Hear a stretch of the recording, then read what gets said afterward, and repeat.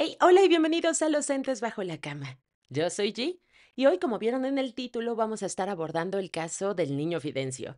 Y es un poco controversial porque otros canales y otros podcasts ya lo han tomado, pero creo que aquí vas a encontrar un enfoque muy diferente a los que le han dado con el paso de los años. Solo antes de comenzar, vamos a empezar con los anuncios parroquiales. Por favor, suscríbete al canal, comenta, porque me ayudarías a llegar a muchas más personas. Y recuerda que sigue en pie lo del giveaway. Cuando lleguemos a los 5000, vamos a regalar un Quetzalcóatl. Que de hecho, yo lo terminé. ¿Quieren verlo? ¿Quieren ver? Sí, sí, quieren verlo. Ya está aquí con el primer. Ya lo terminé. Me costó bastantito trabajo. Aquí trae una obsidiana y pues ya tiene sus ojitos. Creo que sí se puede ver. Bueno, esperemos que sí, si lo logren ver. Ya está listo nada más para que elijas el color del que lo pintaremos. Ya terminando los anuncios parroquiales que eran suscríbete, comenta, y síguenos en redes sociales. Ahora sí vamos con el caso del niño Fidencio. Cuéntame qué opinas. El año era 1928 y México ardía en llamas. La Guerra Cristera, esa feroz confrontación entre el gobierno y los católicos insurgentes, teñía de rojo los campos y ciudades. En medio del conflicto, el hombre más poderoso del país, Plutarco Elías Calles, enfrentaba una batalla más personal. Una enfermedad desconocida lo atormentaba, debilitándolo a tal punto que ningún médico lograba ofrecerle alivio. Su desesperación lo llevó a Espinazo, un árido rincón de Nuevo León, en busca de un curandero del que todos hablaban, un hombre envuelto en misticismo y milagros, el niño Fidencio. Cuando Calles llegó, fue recibido por una multitud de enfermos y creyentes que peregrinaban hacia Espinazo con la misma esperanza que él. Fidencio Cíntora Constantino, un hombre que distaba de ser un niño, sobre todo por su altura y edad, no se inmutó ante la presencia del mandatario. A diferencia de los médicos que lo habían atendido en la Ciudad de México, el curandero no recurrió a sofisticados remedios ni a diagnósticos elaborados. En cambio, cubrió la piel enferma del presidente con miel de abeja y piel de ardilla.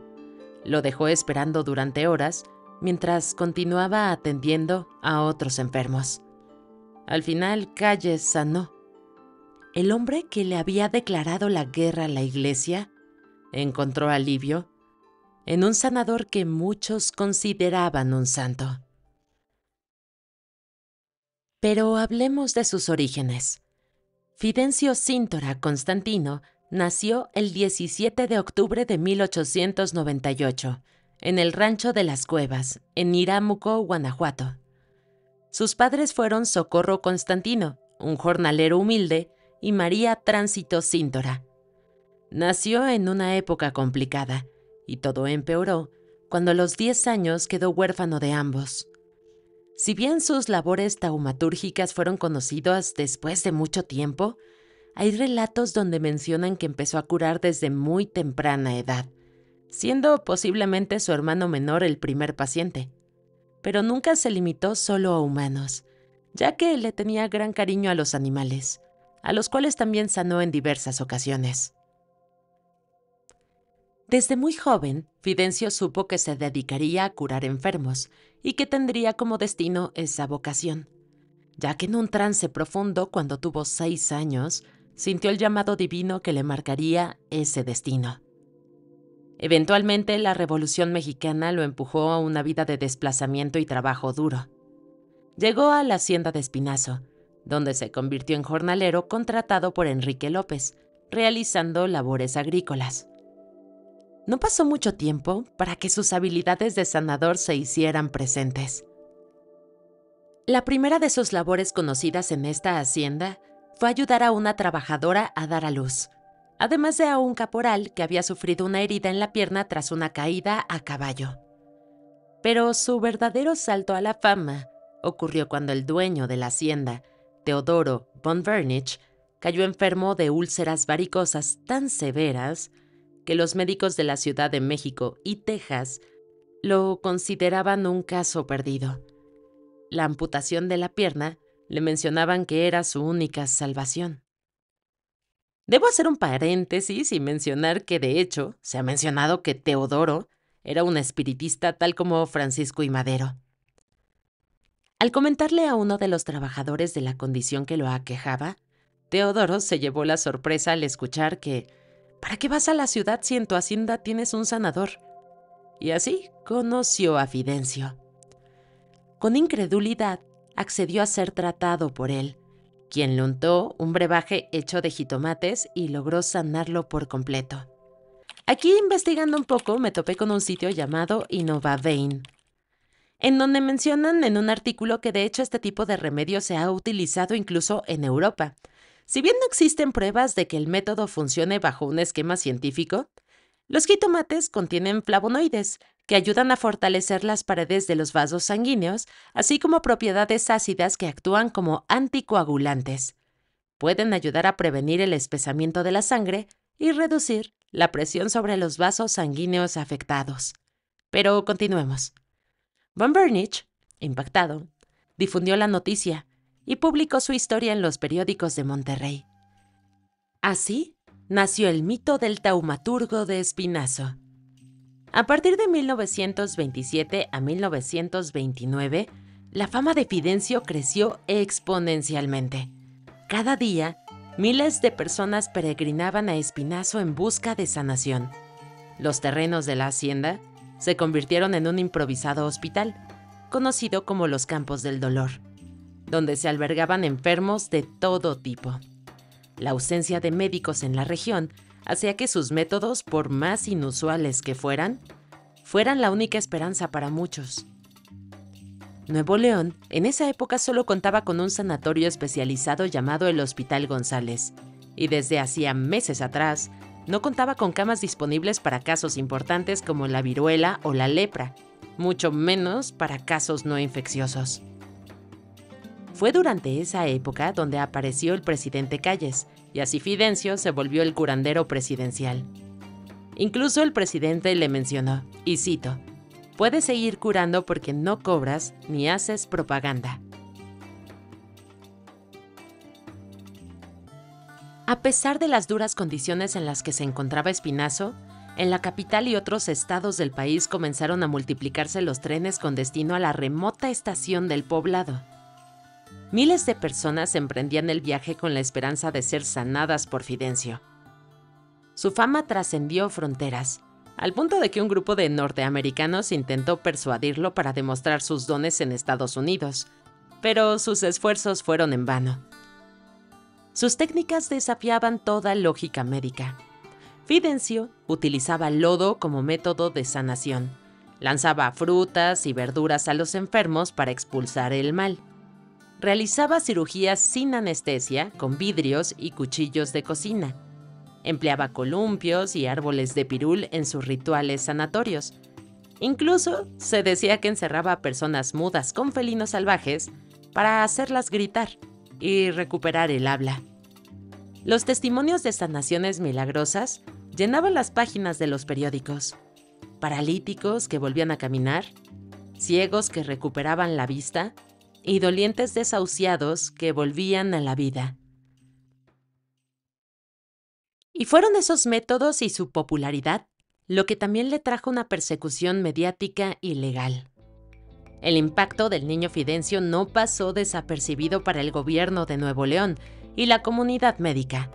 Sus prácticas fueron calificadas como charlatanería, un fraude para los ojos médicos y un atentado contra la ciencia. Las visitas del Departamento de Salubridad solo empeoraron las cosas, ya que en sus recorridos a los Campos del Dolor encontraron casos de lepra y viruela en las filas de dolientes. Según el Departamento de Salubridad, estos casos eran por la insalubridad del lugar, y no porque estas personas con enfermedades infecciosas acudían a Fidencio a falta de médicos. Se levantaron averiguaciones, y de 800 dolientes que vieron en una visita, lograron identificar a 8 o 10 con enfermedades altamente infecciosas. Además, varios de los pacientes de Fidencio dormían en las estaciones o en la hacienda para poder ser atendidos, y eso, según, solo haría peor la propagación de las enfermedades. Las cosas empeoraron para Fidencio cuando se le demandó por usurpación de la profesión, algo que es ilegal en México. Según ellos, Fidencio se hacía pasar por médico y que debía estar obteniendo beneficios por ello. Lo que el gobierno de Nuevo León no sabía es que Fidencio jamás cobró un peso por sus servicios, ni a pobres ni a ricos. Se mencionó que las dádivas que le ofrecían simplemente las rechazaba. No solo eso, existía un grupo de personas que, agradecidas por haber sido curadas por Fidencio, preparaban y repartían alimentos y vestimenta a los dolientes en espera, jamás dejando que sufrieran hambre o frío mientras esperaban su turno, algo que pudo constatar el juez auxiliar. El funcionario aseguró que el campamento se mantenía en condiciones higiénicas, con los enfermos altamente contagiosos debidamente aislados. Para las autoridades municipales, no había motivo de preocupación respecto a la limpieza del sitio organizado por Fidencio Constantino. A esto se sumó una declaración presentada el 18 de febrero de 1929 por el propio Fidencio Constantino. En ella, Fidencio afirmó tener 32 años, dedicarse al pastoreo y la agricultura, y encontrar un profundo placer en ayudar a quienes buscan su auxilio, siempre de manera gratuita. También dejó claro que su labor no podía considerarse práctica médica, ya que no utilizaba sustancias farmacológicas, sino únicamente plantas como la gobernadora y la mejorana. Además, cuestionó que se le impidiera asistir a los necesitados, especialmente en un lugar tan remoto como Espinazo, donde no había médicos disponibles.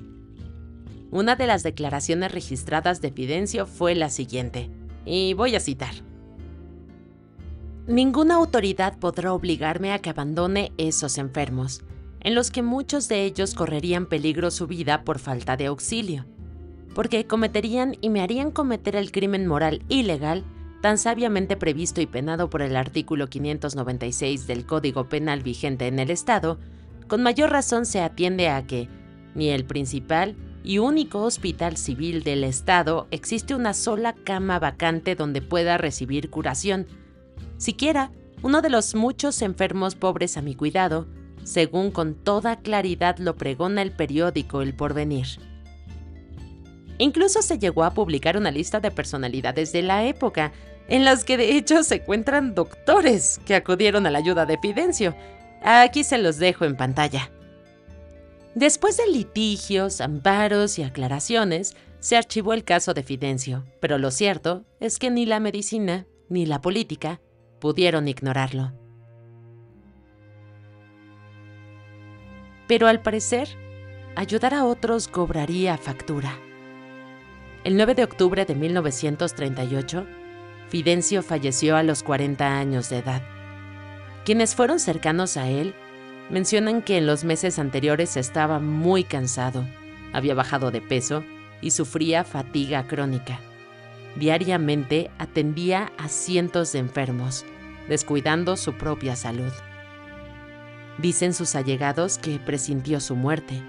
Días antes, entró a una bonetería local, compró varios metros de listón negro y confeccionó moños de luto que colocó en las casas de Espinazo. Su cuerpo fue enterrado en la entrada de la hacienda de Teodoro y la gente no permitió que lo trasladaran a otro lugar. A pesar de su muerte, su historia no terminó ahí. Su tumba se convirtió en un santuario, y así nació la Iglesia Fidencista Cristiana, cuyos seguidores lo consideran un santo, aunque no haya sido canonizado oficialmente.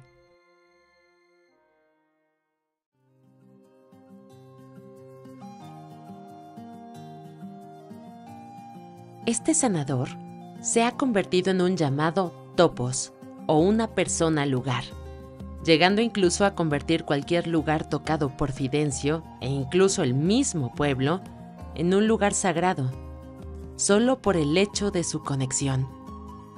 En la iglesia fidencista, los devotos acuden a que médiums canalizadores obtengan el espíritu del llamado niño Fidencio, para continuar el legado de curación que ha dejado, y se ha convertido en un lugar de peregrinación de 100,000 devotos al año, según el último conteo.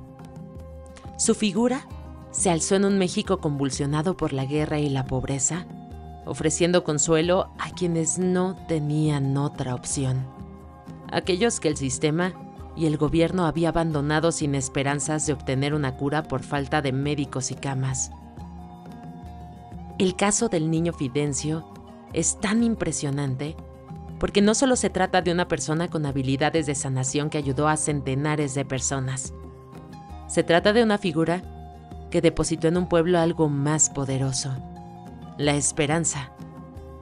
Es así como Espinazo, un lugar que carece de cualquier elemento geográfico sagrado, se convirtió en un sitio de devoción porque él estuvo ahí. El curandero no solo sanó cuerpos, sino que transformó un espacio y dejó una huella imborrable en la memoria colectiva. Su historia nos recuerda que en los momentos más oscuros, la fe, la esperanza y la empatía puede brindarnos el poder necesario para sanar e incluso resurgir.